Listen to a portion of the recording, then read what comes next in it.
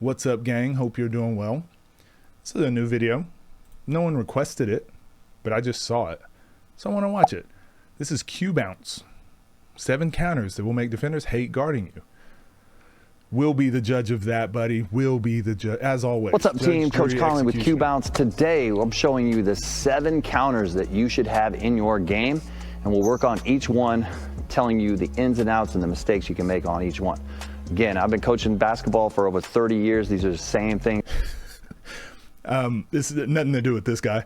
I had a coach that worked for me, 7 years ago, 8 years ago. He was like 60. He was like 58.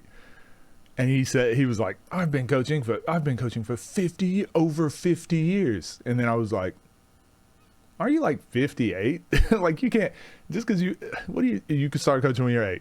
I teach all of my players. As always, like, follow so you can get videos like this all the time. And follow along with our Q Bounce app today. Download it so you can have a workout all the time with us. To be a really effective, not typically a huge fan of apps, but we'll see where this goes. Basketball player, you have to be able to counter at the right time. It doesn't matter really what dribble moves. In fact, high school, college, and pro coaches really don't want you to go into your bag that much. You just don't have that much time. It's really making the right read at the right time. And if you're just doing dribbling moves, you're really not watching your defender and seeing when you can make a counter or make the right play to score. The better you are at countering, the better you're going to be at scoring. I promise. So with these 7 moves, the most important thing is learning when to use them after we go through them. And the only way to do that is to really practice your counters against the defender. All right, let's show you the 7 counters. Here's number 1. Let's get into it. Just the spin move. Okay, it doesn't matter what. So this is going to be similar probably to what I have over on the Patreon. Again, it's free. Like, you don't have to pay for anything. It was just before I really had the YouTube channel set up. That's why I just put stuff over there. But it's about the angles, getting to a spot that you're going to get to in a game. Where's the help going to be? Where's your defender going to be? And then you just rep out, oh, this is what I can do if they overplay. This is what I can do if they underplay. This is what I can do.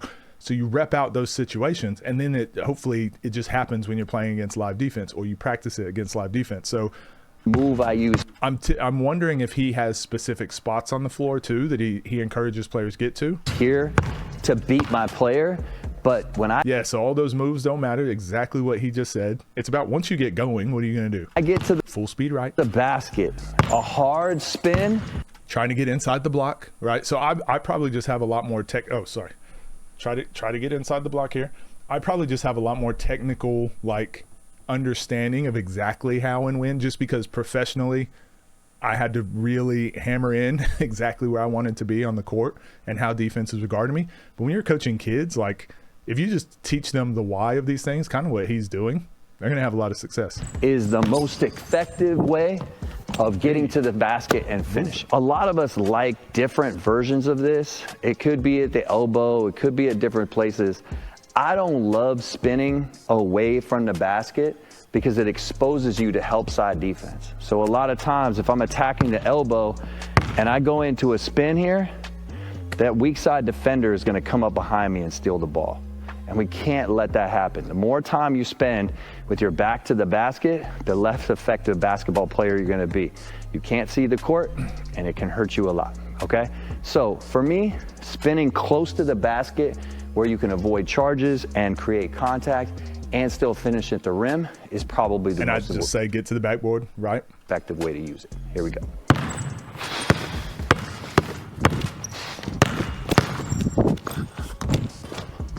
Solid. Again, I'm probably just a lot more technical with the why of stuff, and not because you have to be, but it's just for those players that do like to go into those details, depending on the level that you're at, showing you can learn this no matter what level you're at. It's going to make you a better player. The difference here is he's just not teaching all that. It looks like he's mainly coaching kids, teaching kids. If you go full speed right and try to get inside the block and they cut you off, you can spin back. This is perfect. This is good. All right, let's get to the next one. And momentum to the rim, then look. That's the best way to use the spin move. The second move I find really effective is the hop or hop cross. Yeah, jump stop. We've got that. This is when you So he's got 7. I'm going to skip through these a little bit just because we have, I don't know how many we have. We have them on the Patreon, but it's like, it's the only ways like to finish. And maybe I have a YouTube video on this on the main channel. I can't remember. But I mean, these are all the moves that you're going to need going to the basket. So now full speed right. Comes as you're going into the key here, and then you'll try to hop. For me, it's whenever the help comes over. So you remember we were breaking down that Nas game the other day, Nas versus Bino, and he beat Bino at the top of the key and was able to get back in front of him. Like it was the most straight line you can get. It was a great drive. And I was saying now Nas can still score against help side because that help side will step up. Now the jump stop can come in. Now the spin can come in. So these scenarios that he's teaching, I like to teach first what to do for just one player, if just how to deal with one defender first. And then this is when we get into the help side defenders. And typically you'll need 2 dribbles on all these moves. So I think he's kind of just mixed them all together. I think you can still break it down a little bit better. This is good. I mean, this is across, better than what most trainers split those teach, defenders and finish at the rim. He's got 300 I really like this move as it keeps me on balance. Teaching, and most defenders aren't ready for it. Better than a lot of these skills trainers.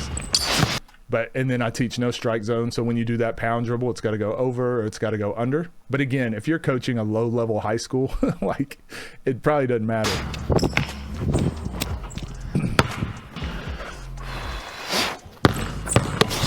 Yeah, see how even though he didn't go very far at all, he still needs 2 dribbles here. So this is why I teach the footwork I do and everything, just to be more efficient. But at the end of the day, you're not always going to play super efficient defenses too. Basketball is basketball. So 2 dribbles to cover that distance. And you're almost always going to need that second dribble to deal with help. This is surprisingly pretty good. The good thing is when you land on that hop, you still have all your pivots. You can finish at the rim to finish, or even. I do think in high school, if you gather on 1 foot though, and then land on 2, I don't think you can then pivot, right? You can't go 1, 2, 1. But I think you can go, if you jump and gather at the same time, boom, when you land on 2, that's when you then have the pivot and the step through. Or maybe you just are able to lift your pivot in that case. And then if you go 1, 2, and then you start pivoting, you might have to jump off of both at the same time. Can't remember. Pass. The third one, which I think is really effective, especially in tight areas, is going behind their back. And how you use it is the effective part. So he should package these a little better to where it's the spin, the behind the back, and I'm assuming he's going to have what's the other one we have? Like between the legs, like you just package those together, and then package like the jump stop and the if he's got like a Euro step, package those together because they deal with the same problems, just slightly different. 8 areas and kids is going behind their back. And how you use it is the effective part, right? There's multiple ways to use it. So we're going to just walk through a couple. One is the wrap, right? So if I make a move like here, the wrap whenever they're going for the steal. There cuts me off. I'm just going to wrap it behind my back so I can continue going downhill. So the wrap is effective when I want to continue to keep moving forward. The straight behind the back is really when I'm cut off and I want to move into an open space, into a different area. Yeah, sure. Right? Okay, so I'm either going to counter into a different area or possibly just go behind to catch and pull up. Okay, but the straight behind the back, you can still go straight behind the back, like to the basket though, and we've shown that before. Can't get the ball. So the wrap again, first, not wrong. Yeah, like that right there. So that's not a wrap. That's a whoop, right? You can throw it straight down and get to it. That, to me, this is the John Wall. We watched John Wall do this. This is one of those things, I just probably noticed these things a lot more because I had to break them down a lot more for myself and understanding. So he's showing it. He understands it. It's just he could probably change his wording a little bit better on these. This is but fundamentally, foundationally, he's completely right. Here's a couple stops. And again, this is why I say don't overthink the onside step, the jab step, the dig step, all the things I say, don't overthink it. As long as you understand the why, you can always be improving little by little as you go, but it's still going to work. It's just not going to work when you run into an elite defender. And it's like, that's when everything has to be perfect. But how often does that happen? Hey, he definitely notice the difference between the two. The high school and kids. Those are two different counters, even though it's just about it behind the back. Okay, you're going to use it that way, because what we're trying to do off the initial move is beat them. But let's say they take a good angle and they're cutting me off. So when I go between, I've got a couple. If they're already ready for that, I've got one. I'll put it. I saw it the other day when I was going through clips. I'll put it up, but I'll show a clip of me doing exactly what he's talking about. They're going to change their footwork. And so it's really, even though I'm countering, I'm going to break back and go back the same way. So it's kind of a Hardaway fake counter in a way, right? All right.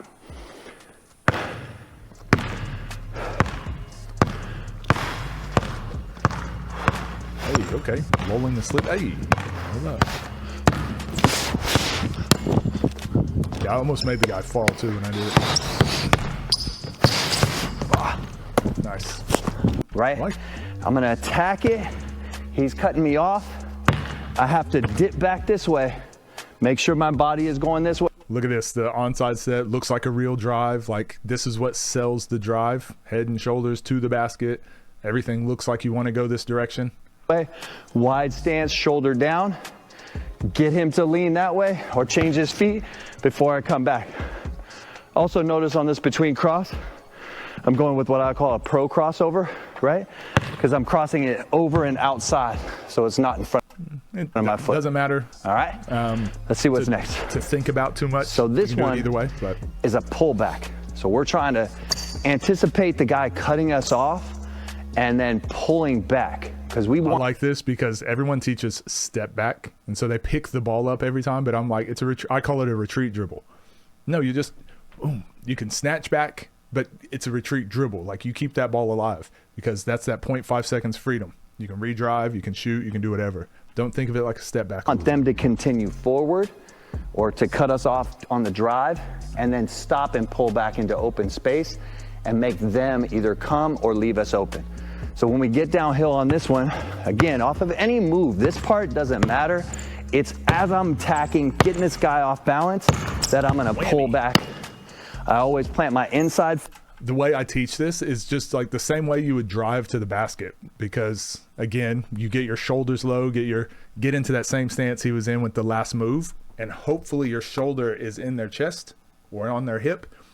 And as you take that last step, you're just going, and it's just that momentum is going to push into them, right? So it's going to push them backwards, and then once you plant your foot, and they should be going backwards as you're going backwards. So that's where you create that separation. Shea does this typically with the chicken wing, like he's pushing off, but the technical way you want to teach it, and I did it a lot too. I chicken wing, but if the refs were calling it, or if I had 2 or 3 fouls and I couldn't afford it, I'm like, technically I got to get my shoulder into their chest, and it won't create as much space. This is way more reliable just to get into, sorry, I'll use this shoulder, get into them and push off a bit. It's more reliable, but depending on the league, depending on the refs, so it's high risk, high reward. But if you can get your shoulder into them, boom, punch dribble, and you don't have to use your arm at all. It's just your shoulder gets the momentum. It's just going to be a tighter window. So I know that was a lot. Getting this guy off balance, that I'm going to pull back. Rarely I always plant my inside foot, without contact. Lower my shoulder. Hopefully, I make a little contact and bump the guy through. There you go. And then I'm pulling back behind my back and then stepping back into a shot. Okay? Now, again, if I step forward and I pull back and this guy comes at me, I can either attack middle or go that way, really right? Good. That would be the really counter good. To the counter. But right now, stuff, we're just working on that pullback. So we're gonna go here, step forward, pull back. Who would have thought? And shoot that shot. Who would have thought we're gonna see better coaching, individual skills coaching from Q Bounce than most TikTok online influence guys? That's why it's important to watch. Look for the diamonds in the rough. It doesn't look flashy, and it looks boring. It doesn't have all the little bells and whistles. Again, we're gonna counter on that, right? We get downhill. This will make you better. I promise you. Boom. pull back. And I think, I don't know if he is purposefully understands, but he's getting to the elbow and making his move. Get inside the block, make your move. These are teaching points that you're naturally going to find yourself in those areas so often in games. Those are the angles we play. So again, he's like teaching stuff that you can rep out and then find the benefit of it in a real game. Like, you're going to find yourself in those situations so often. And then go again. Most people just teach stuff for the sake of teaching. All right, for our second to last one, going to happen? We're just going with a hesitation. And this one isn't really a counter because I'm not countering any moves, but I am. This is after conditioning. After you condition them with like so many different moves, now that hesitation or hang dribble or getting your hand close to the ball like you're going to shoot it and you can redrive. I'm trying to get the defender to stop, right? Because I see them staying with me, even though I made a good move. So now that they're with me, I got to try to throw them off. So I'm going to hesitate. And when I hesitate, I'm just going to pause for as long as I can, hold it, right? This is a carry, so I want to be able to hold it in this spot, right? I just want to be able to hold it here, keep my hand on top of the ball, look up, and then continue. The and more again, you can, everything that he's showing, this is the why. He's showing you the why to everything, and this is the most important part. There's a lot of technicalities, there's a lot of little nuanced things that he's missing. But I'd send my son to this guy and feel really confident that he's going to teach him some good stuff. My son's going to learn, right? Again, I don't know his other videos. I don't know about his app. I don't know about anything else. But from watching this, I'd be like, I'm pretty confident this guy, like if I paid for a $20 to do a session or whatever, my son's going to learn something. This is good. More so than a lot of that other stuff I see is just complete nonsense. Okay, so just based off this one video, again, I could be completely wrong. This is pretty good.